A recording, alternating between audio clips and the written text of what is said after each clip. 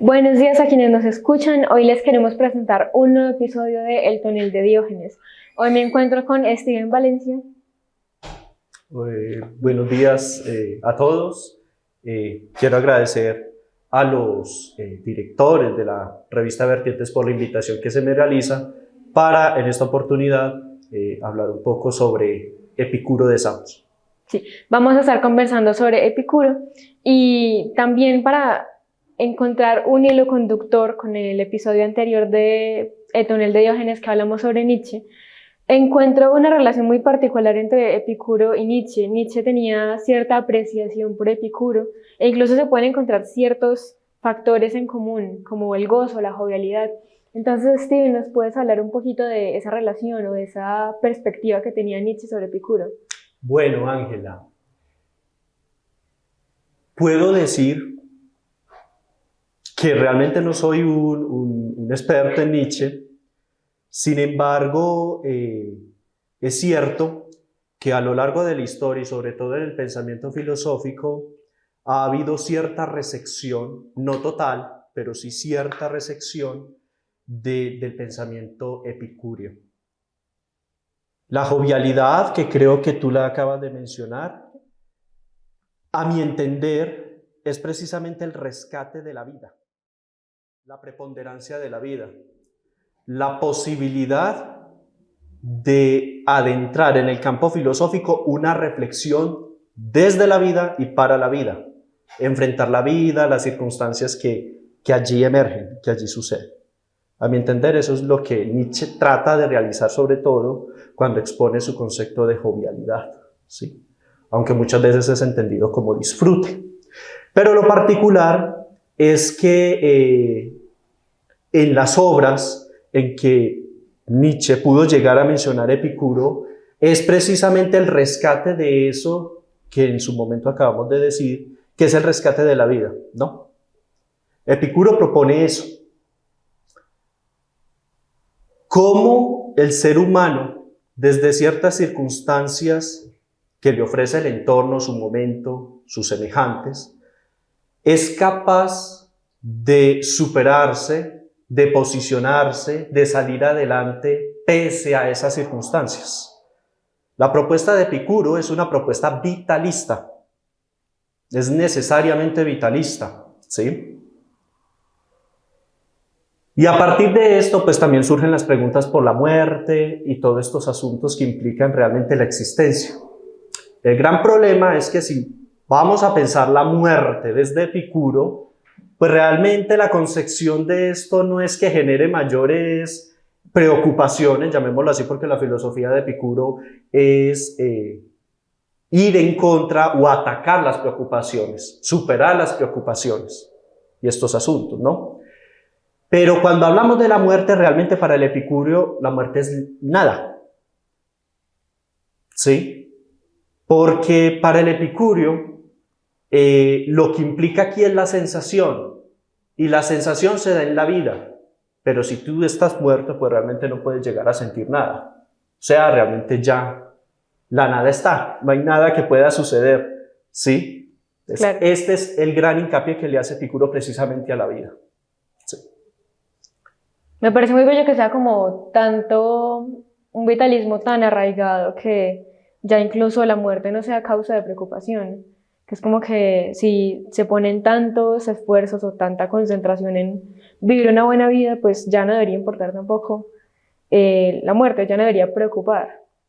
Eso me parece muy bello. Y sí, lo que mencionabas de que la filosofía de Epicuro es muy vitalista, eso también lo veo, como que cada una de sus palabras está muy ligada a una manera de vivir, a encontrar como una forma en la que podamos estar tranquilos, lidiar con nuestras preocupaciones, nuestros dolores, e incluso cuando ya se miran como los conceptos más rigurosos de Epicuro se sigue encontrando como esa relación tan cercana que tiene con la vida, con la manera de vivir, como con ese vivir diario, que no es algo que se vaya ahí lejos, sino que es algo que como que lo vuelve a centrar a uno en su manera de vivir.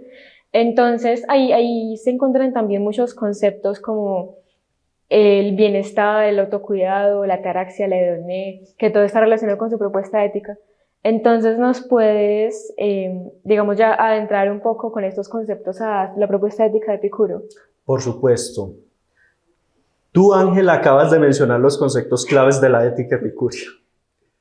Y realmente toda la propuesta ética, si no es que es toda la filosofía, porque pues la filosofía de Epicuro está basada precisamente en una tríada temática, por llamarla así, que tiene que ver con la lógica o canónica, como se llama, incluso desde Diógenes Laercio se rescata esta perspectiva, más que lógica es canónica, el ámbito epistemológico o de la física, ¿sí? Estos dos ámbitos están conexos, y lo ético, que es realmente la preocupación de Epicuro, el asunto de la praxis. Tú mencionaste un concepto ahorita, antes de abordar definiciones, los conceptos claves de la ética epicúrea, mencionaste un concepto que a mí me parece importantísimo recalcar, y es el de estilo de vida, o modus vivendi, en latín.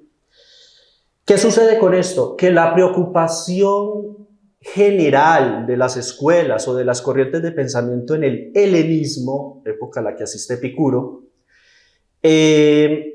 su énfasis es la vida, ¿sí? La vida, los modos de vida, las formas en que yo puedo relacionarme con los demás, ¿sí? Y las formas en que yo puedo conseguir o alcanzar un bienestar propio y común, ¿sí? Este es el énfasis que todas las escuelas del helenismo hacen, no solamente el epicureísmo, sino también el estoicismo, fundado por Zenón de Sitio, como se piensa desde la historia de la filosofía, y corrientes filosóficas anteriores a estas dos que acabo de mencionar, como es el cinismo, ¿sí? Los cirenaicos, incluso desde la propuesta socrática, filosófica de Sócrates, hay una propuesta, valga la redundancia, por un modo de vida, ¿no? Toda esta línea se conserva. Igualmente los clásicos, en Platón y Aristóteles, la pregunta por la ética es un asunto esencial, aunque parece ser, si mal no estoy, desde los clásicos como Platón y Aristóteles, el asunto más que práctico es también un asunto de teoría, de contemplación, ¿sí? De teorización, de saber qué significa lo que estoy diciendo, el saber definir, el saber qué es una cosa por la que yo pregunto. Entonces, este énfasis de definición no es precisamente el arraigo del helenismo, porque el arraigo del helenismo es por el modo de vida, más no por la teorización simplemente, ¿sí? Dado pues este marco que acabo de referir, ahorita sí voy con las definiciones de los conceptos claves de la ética epicúrea. Hedoné, entendido como placer, de ahí viene que a Epicuro se le catalogue como hedonista, precisamente por su filosofía del placer.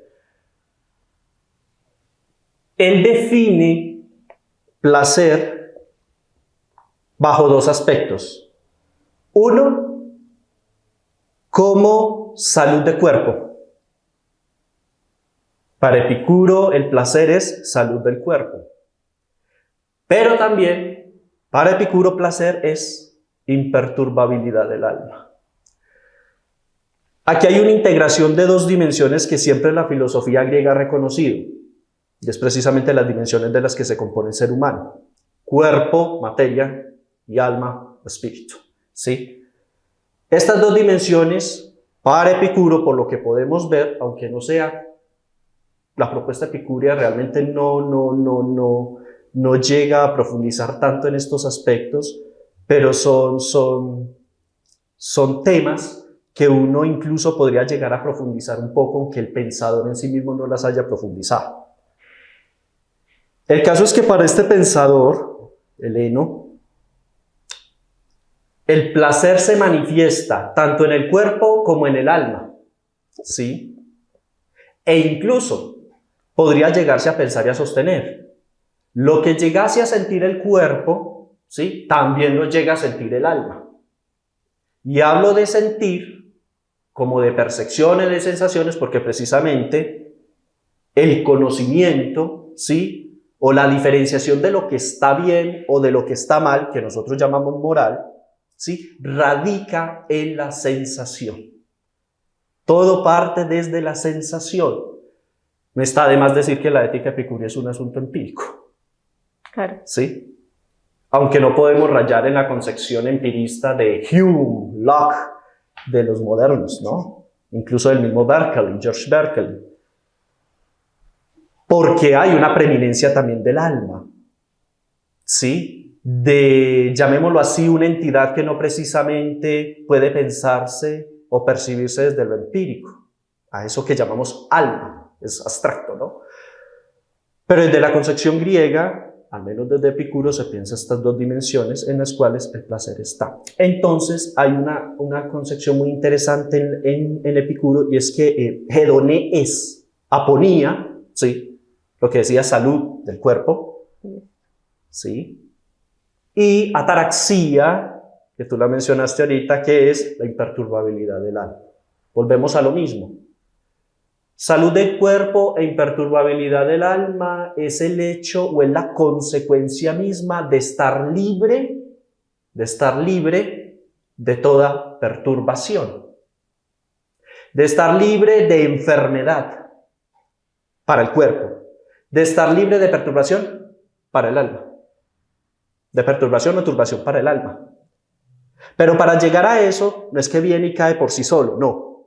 Claro. Hay unos criterios que se deben seguir para poder llegar a esto. Pero Epicuro encuentra interconexión entre esas dos cosas. Digamos, él reconoce o él ve que, por ejemplo, si uno está enfermo, uno se puede preocupar por la enfermedad, o si uno está deprimido, uno se puede enfermar por esa depresión. Digamos, él ve interconexión entre la imperturbabilidad del cuerpo y del alma, o los ve como cosas separadas.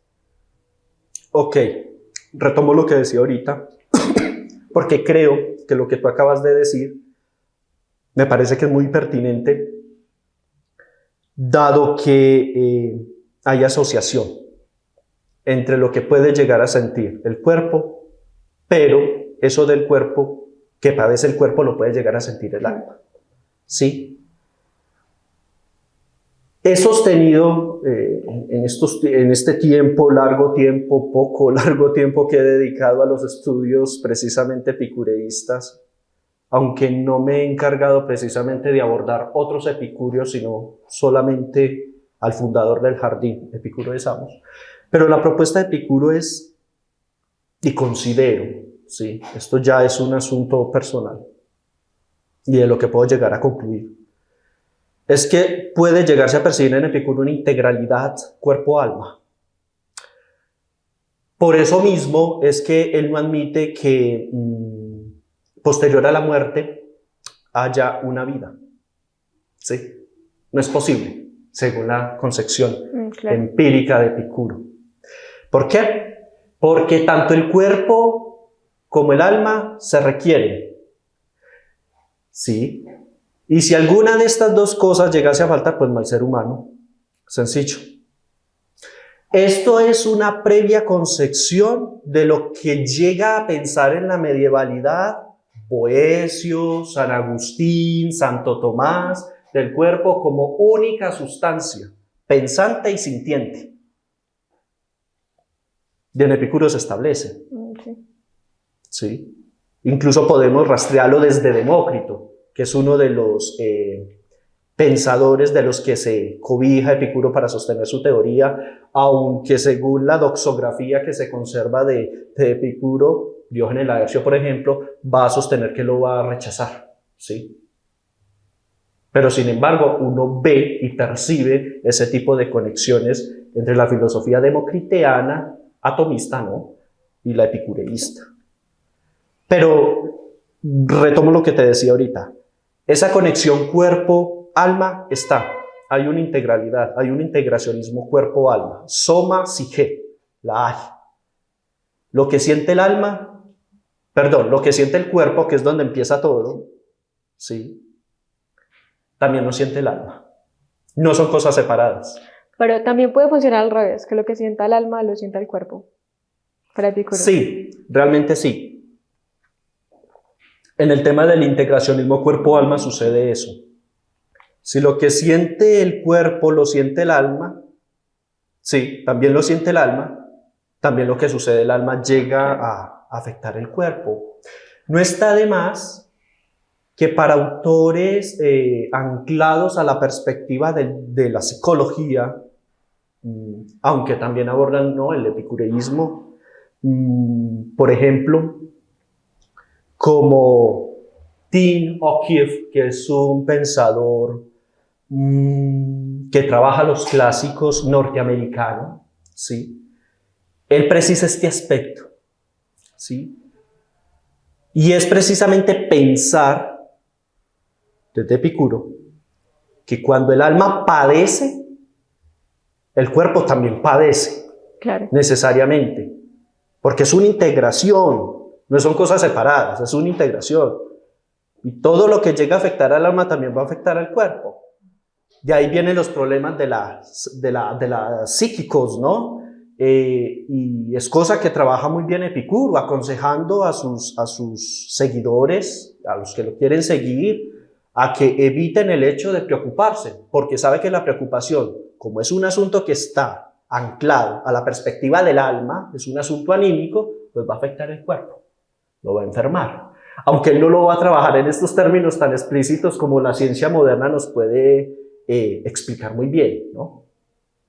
Que si tú te perturbas anímicamente, pues vas a afectar el cuerpo, Sí. lo que nosotros llamaríamos un efecto psicosomático, desde términos psicologistas modernos, ¿no?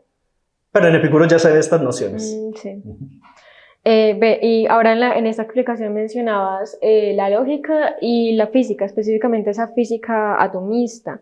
En primer lugar, me gustaría preguntar por la lógica, porque al principio mencionabas que Epicuro tiene una lógica canónica. ¿A qué te refieres con eso?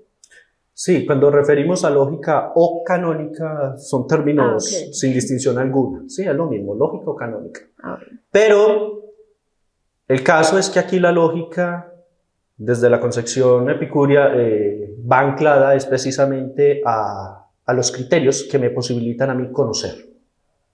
¿Sí? Los criterios que me posibilitan a mí el conocimiento de las cosas. Eso es la lógica. Okay. Cosa que está muy anclada a la física. ¿Sí? Entonces entendemos que desde la perspectiva canónica de Epicuro, pues el conocimiento, ¿sí?, surge desde tres aspectos. Las sensaciones, en griego el plural es haistesis, las anticipaciones, en griego las prolepsis, y se me olvida en este momento el tercer concepto. Bueno, el caso es que en un momento lo referiré. Esto va anclado a la física. ¿Por qué? Porque si bien es una física atomista, como le decía, que viene dada desde Demócrito,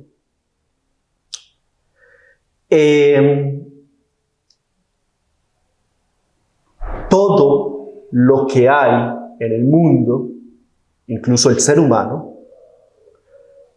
obedece a un comportamiento de unas partículas primigenias que se llaman átomos.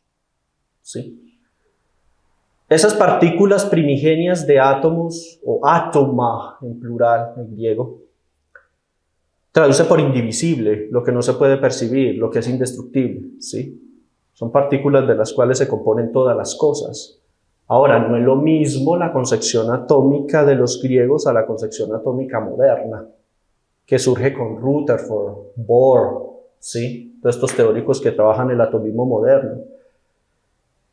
El caso es que la perspectiva atomista de los griegos es mucho más abstracta de la netamente empirista que se trabaja en la modernidad, con la concepción atómica del mundo, ¿sí?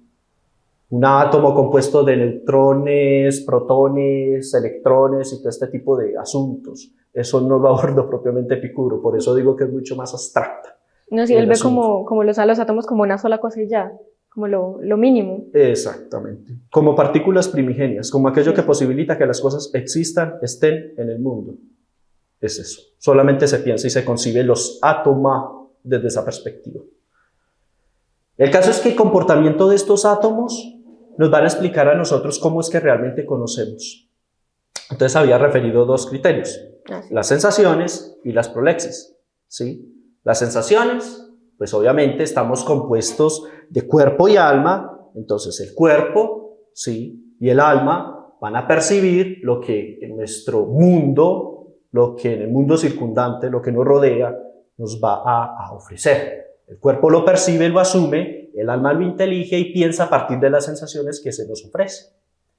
Ahora, el segundo concepto, que es las prolepsis, es lo que para Epicuro va a posibilitar que el hombre no caiga en cierto tipo de errores cuando ya los ha cometido. Porque precisamente cuando hablamos de anticipaciones, es pensar el hecho de que si yo en algún momento experimenté una situación negativa por causa mía, donde yo soy responsable de ese acontecimiento negativo que me sucedió, llamémoslo no precisamente placentero, que es lo que busca Epicuro, placer.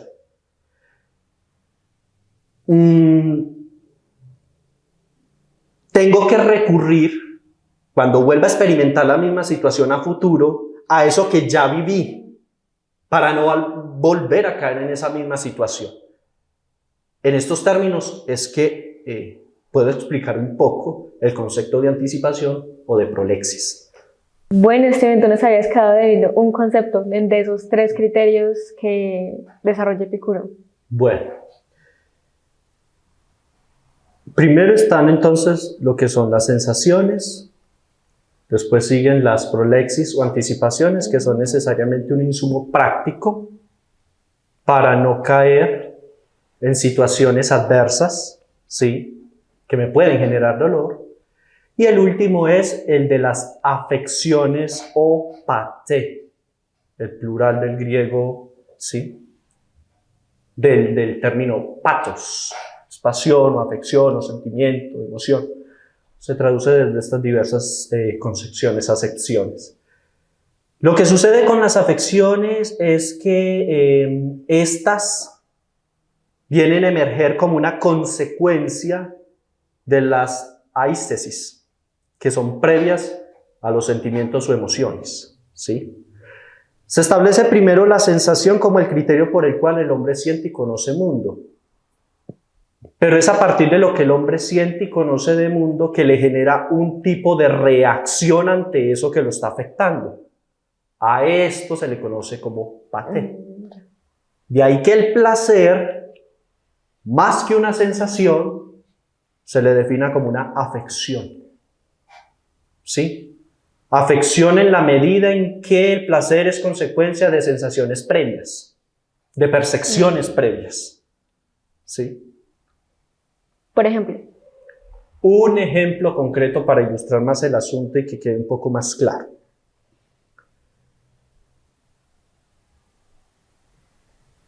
Un caso de la vida cotidiana que en este momento se me ocurre.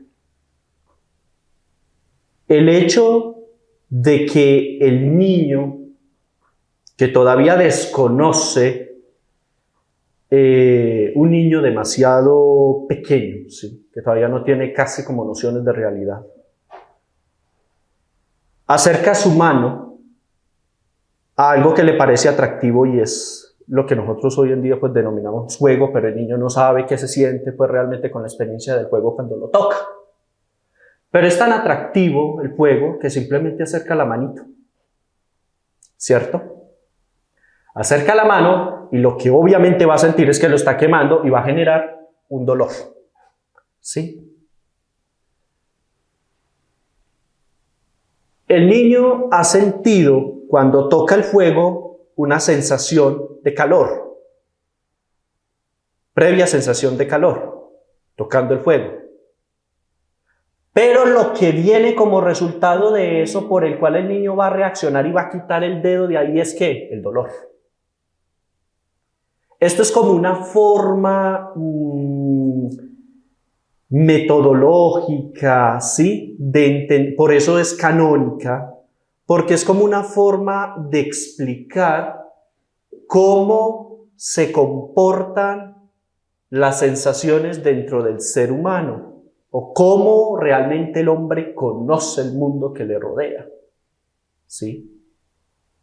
Pero bien sabemos que este tipo de experiencias, por eso la filosofía epicúrea es empírica, este tipo de experiencias suceden en instantes. Obviamente no va a ser primero sensación y después afecto, no es así, eso es de instantes.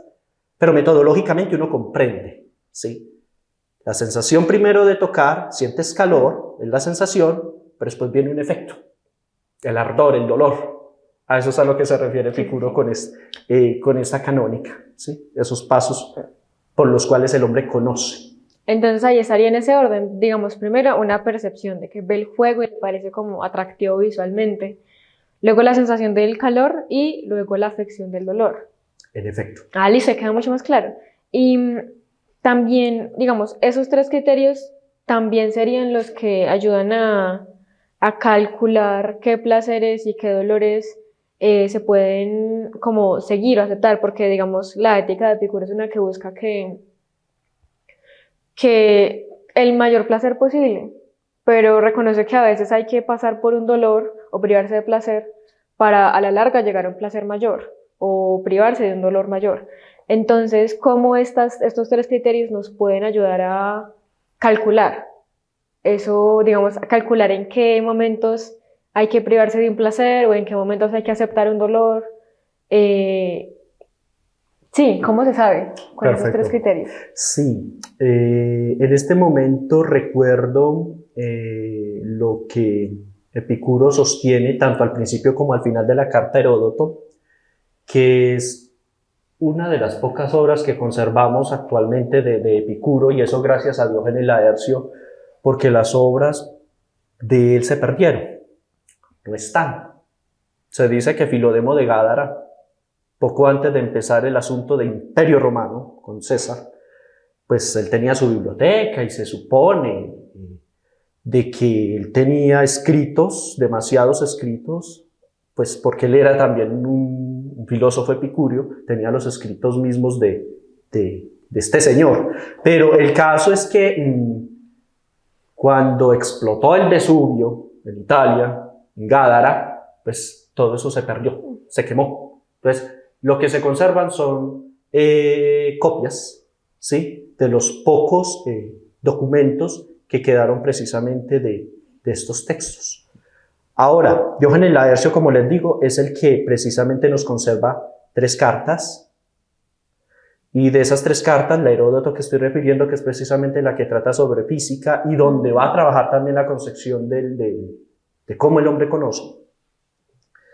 Él dice, al principio y al finalizar esta carta, que lo que se busca con la física es física entendida como formas por las cuales el hombre puede conocer, ¿no?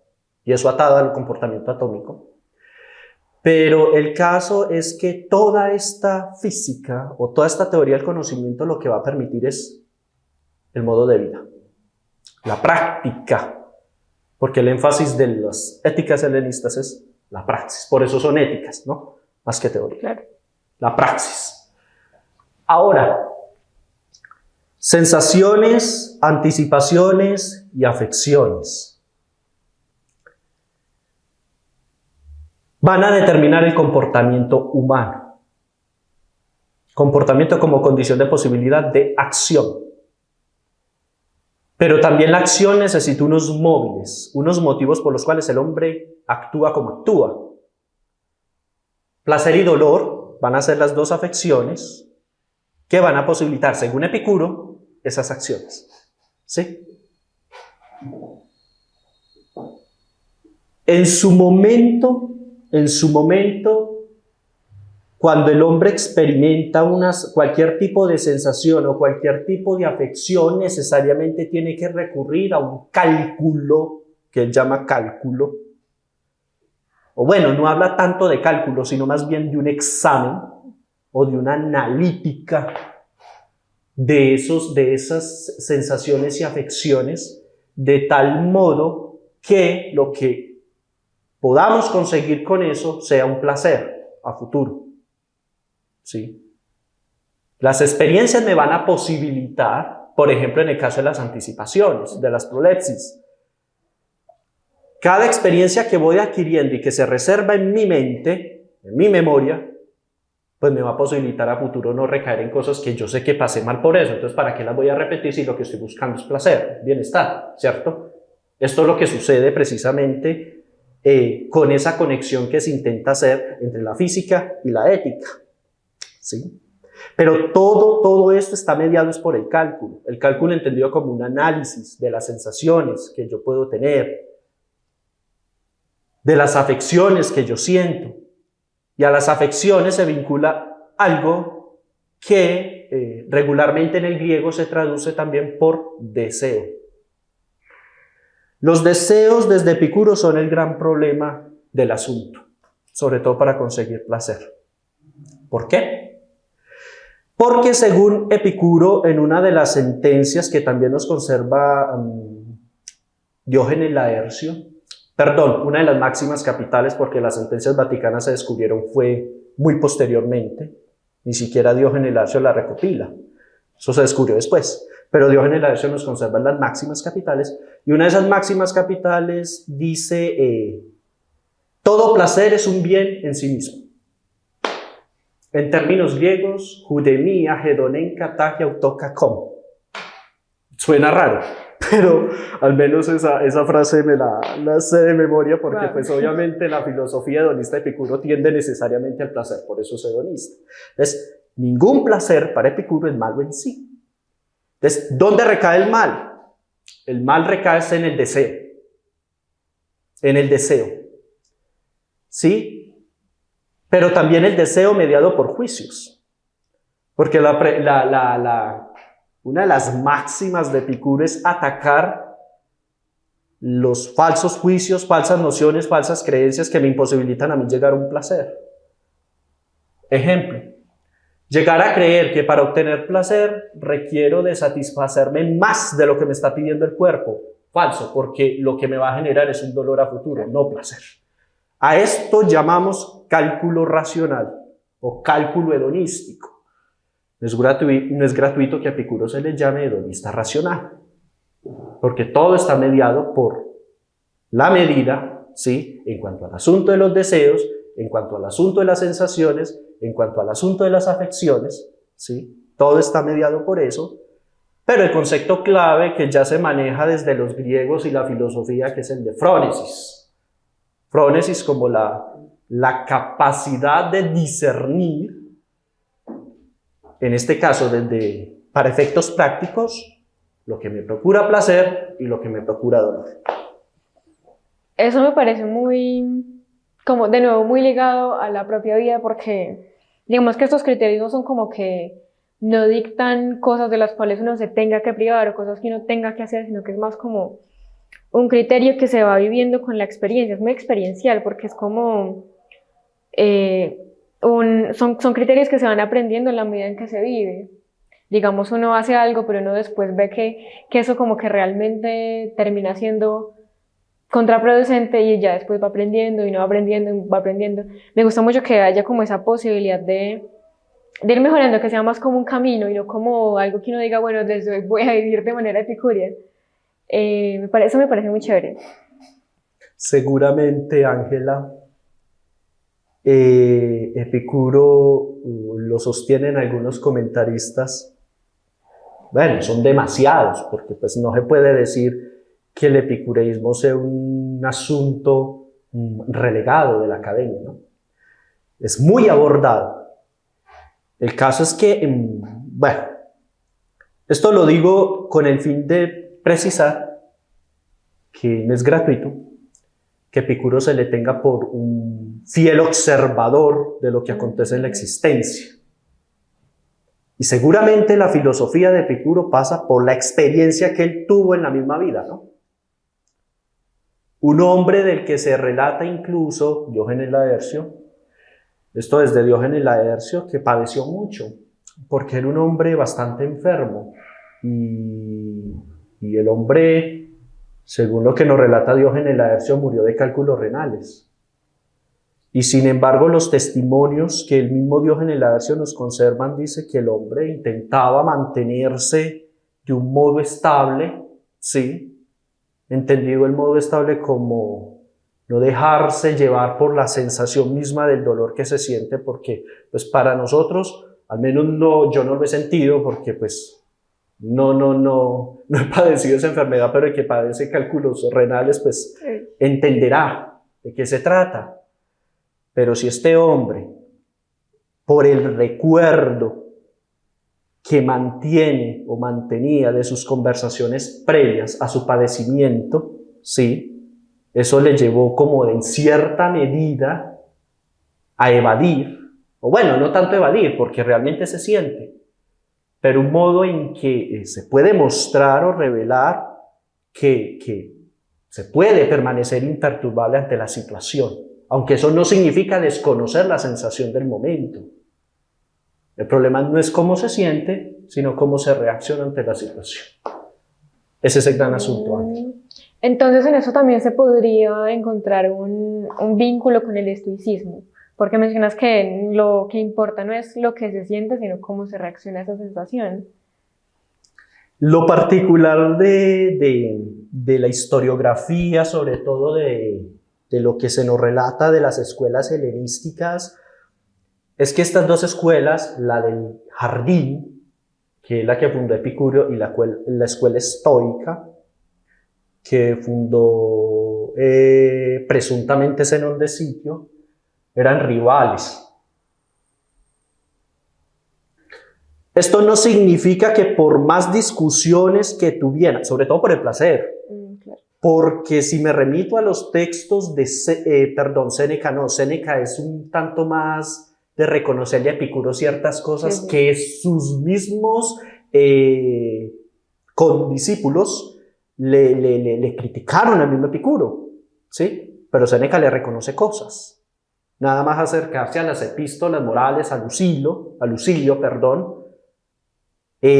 ahí se trata Epicuro y se ve de un modo no tan grotesco como se ve tanto en Cicerón, ¿sí?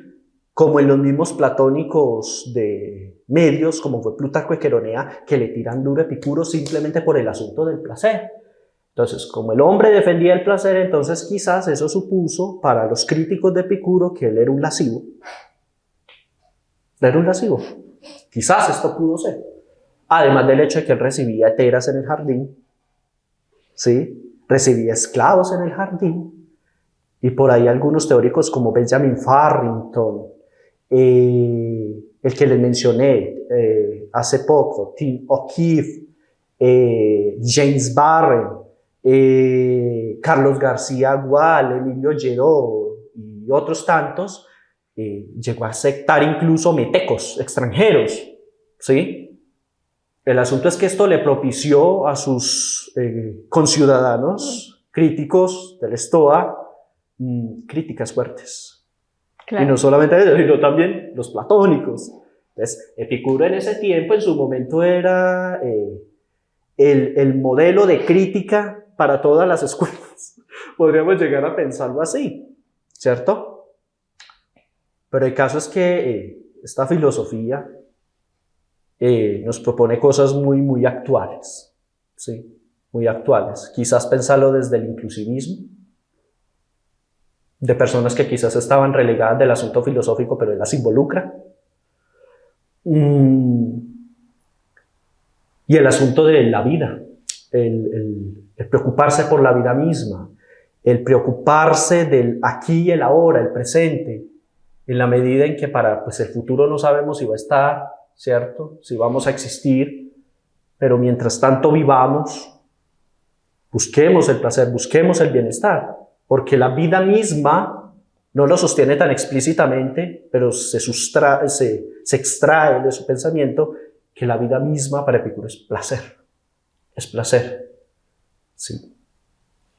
Esto es lo interesante de esta filosofía.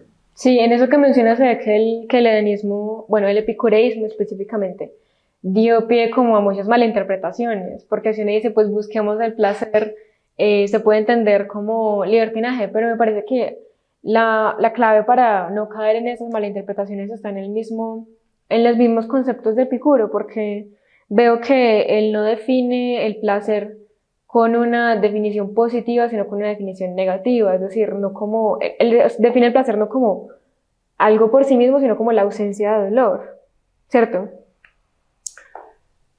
Yo he sostenido incluso, y espero más adelante poder desarrollar este trabajo, es concebir el epicureísmo o la propuesta propiamente de Epicuro, de su ética, como un hedonismo negativo. Sí.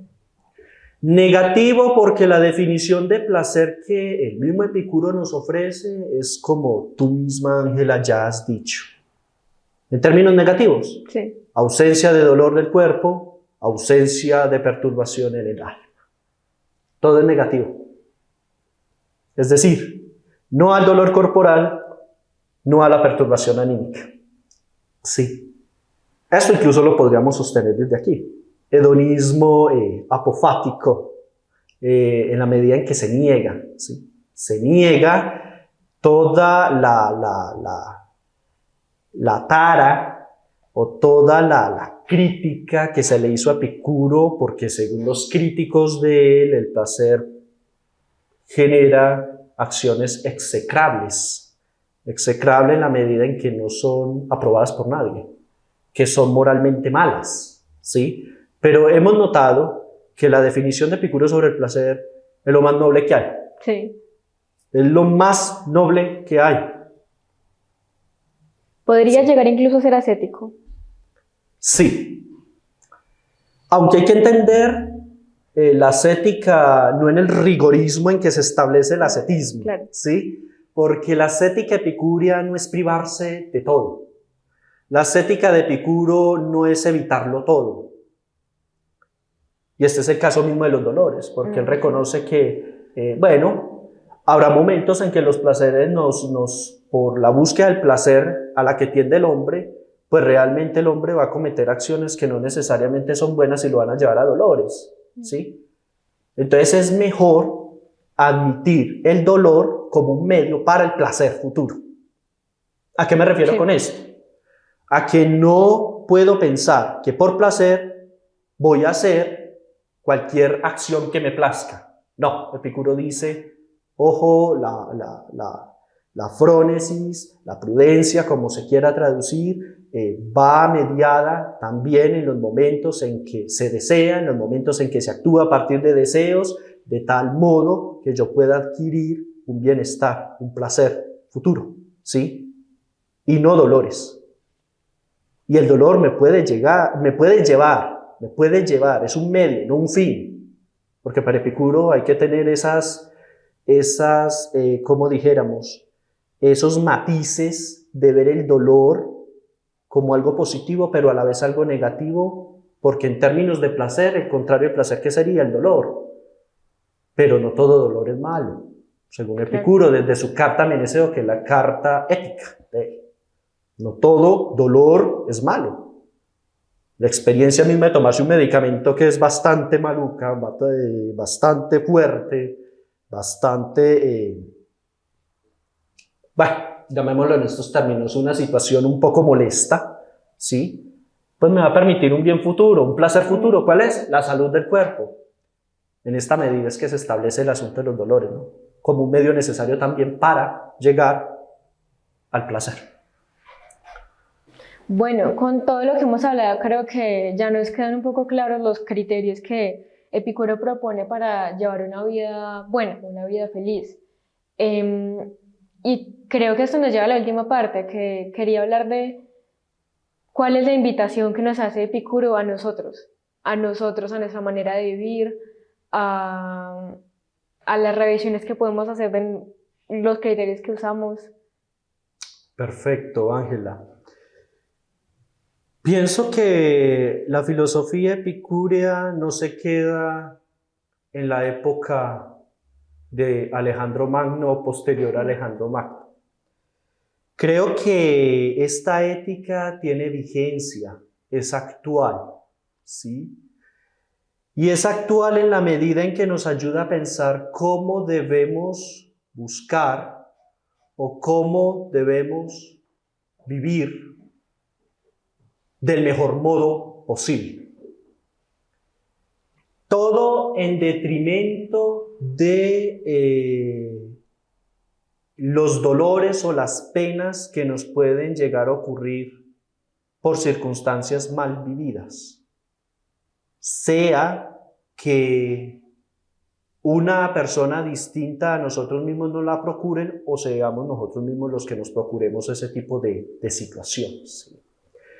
Pero la invitación es esta, a pensar el mejor modo de vida posible para uno mismo, porque hay que decir que la filosofía epicúrea es un asunto del individuo, ¿sí?, de la persona misma, concreta, particular, un asunto que depende del hombre en sus búsquedas, en sus deseos particulares, en sus sensaciones particulares, en todo lo que le ocurre.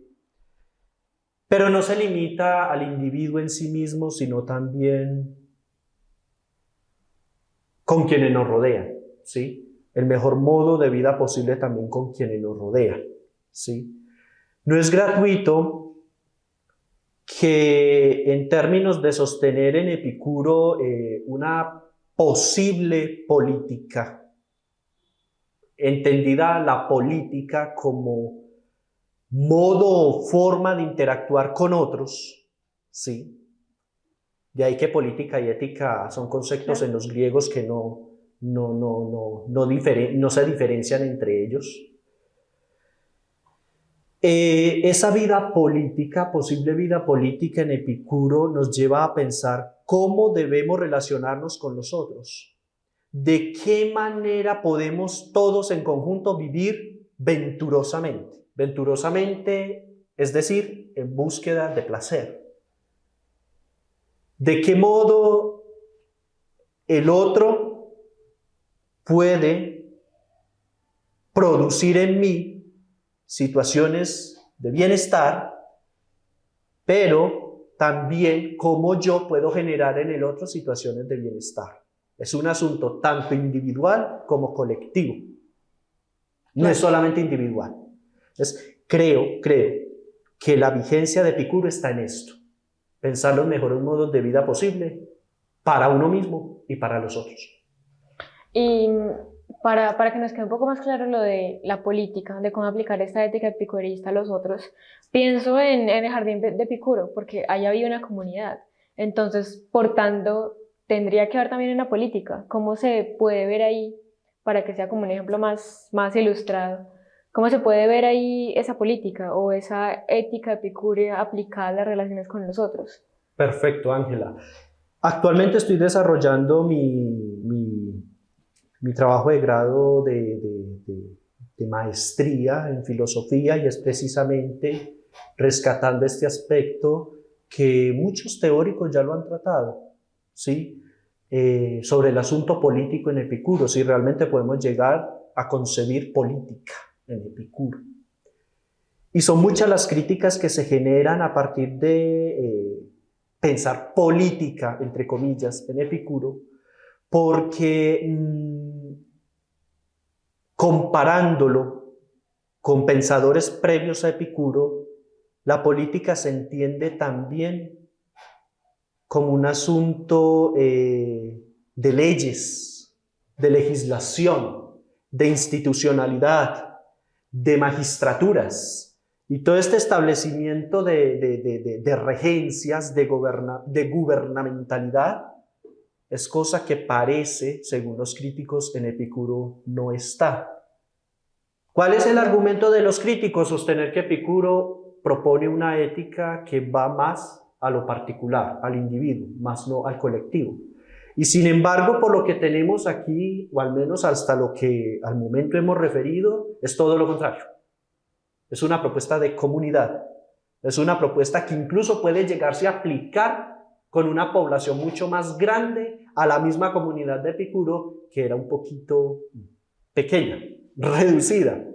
Aunque esto no significa que Epicuro tuviera criterios de selección, porque bien sabemos que a la comunidad de Epicuro, según lo que nos relata Diógenes Laercio y otros testimonios de este autor, pues el Quepos, el jardín de Epicuro, estaba abierto incluso para las personas que estaban relegadas del asunto, tanto filosófico como social, en su tiempo.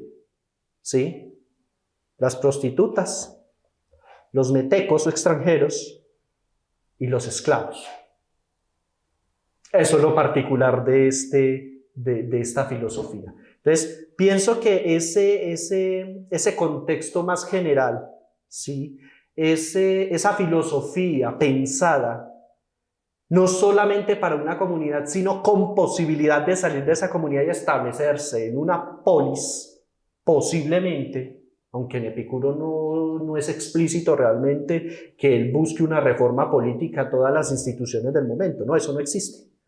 Epicuro no lo pensó así, pero posiblemente podríamos decir que desde el epicureísmo se perfilaba esa situación, que puede ser una propuesta distinta a lo que se estaba viviendo en el momento, con la corrupción, las guerras que estaban generando discordia social, guerras fratricidas que incluso entre los griegos sucedían, entre los griegos se mataban.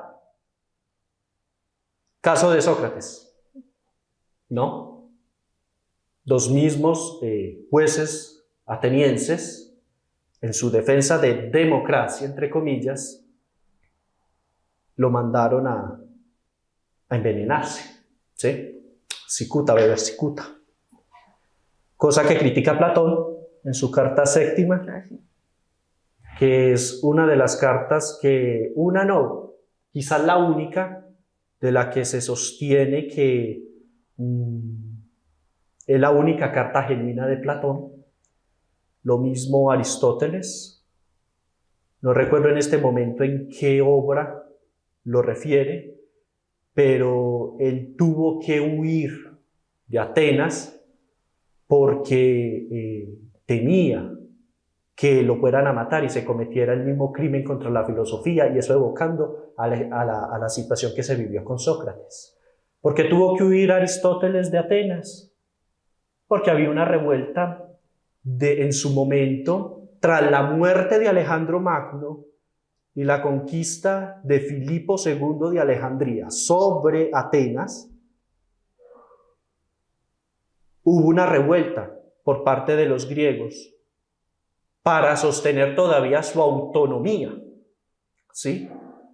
Entonces se querían rebelar en contra de los diádocos o los sucesores que Alejandro Magno había dejado para seguir con la regencia o la gobernanza sobre Atenas, ¿sí? Y Aristóteles, como era un macedonio, es de esta gira, es de Macedonia, ¿no? Pues le tocó huir por esta misma situación, porque lo podían lapidar, ¿no? Lo podían matar. Entonces, por eso el mismo Aristóteles dice: prefiero evitar que se cometa el mismo crimen contra la filosofía. Uy, muy pesada. ¿Y qué me estaría Epicuro de todo eso? Pues la situación no caótica, porque realmente lo que Epicuro propone de su ética es, primero, uno ve que es una crítica directa a la situación política del momento. No es gratuito que Epicuro haya tenido que salirse a crear un jardín por allá, fuera de Atenas, para establecer su comunidad. Claro, ¿sí? es como decir, esto no está funcionando, me toca. En efecto, ¿sí? Y añado a eso no significa, ¿sí?, que Epicuro se desligara por completo de la política, porque Epicuro, y de las críticas que desde Diógenes Laercio se revelan en Epicuro, es que él tuvo contactos, incluso mandaba cartas a gente que estaba involucrada con la gobernanza del momento. Él no se desligó de las instituciones. Eso significa, ¿no? Sobre todo por estos testimonios que se dan. Incluso,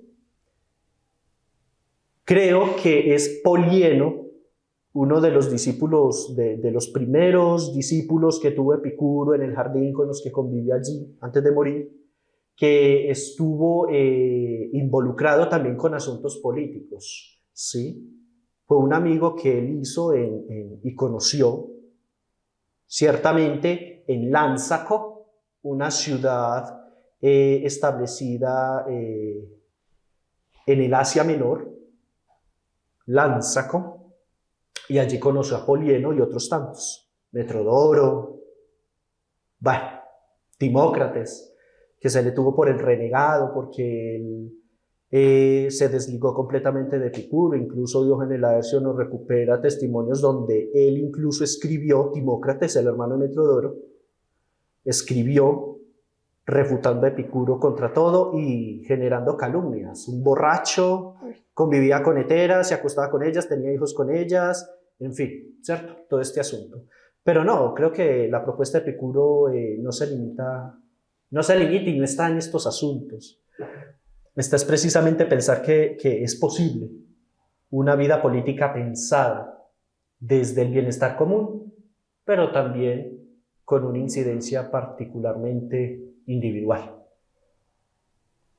Y me llama mucho la atención, hablando de ese bienestar común, ¿cómo vivían en el jardín? ¿Se sabe, hay algún testimonio de cómo vivían entre ellos? Pues las únicas referencias que se tienen de esta vida comunitaria en el jardín son muy pocas.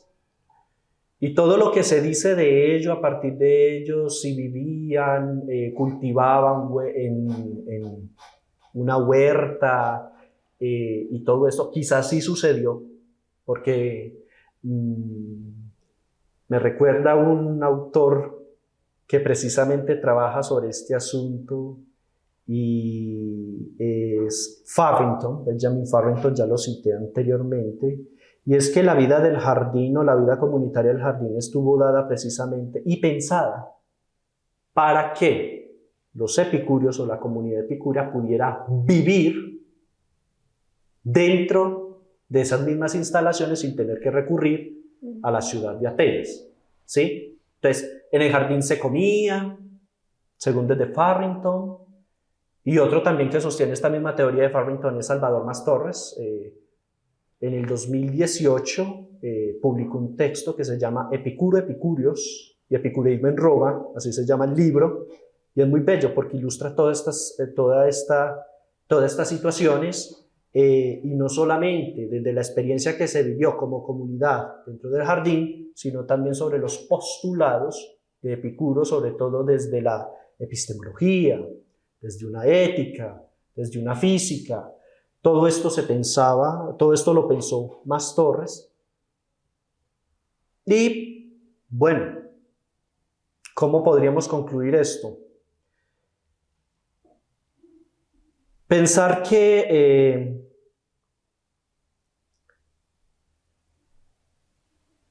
la vida, sí, cívica, política, como la queramos llamar, se establece desde unos principios de convivencia, pero convivencia que está determinada por unos fines en común, en este caso el bienestar social o de la comunidad,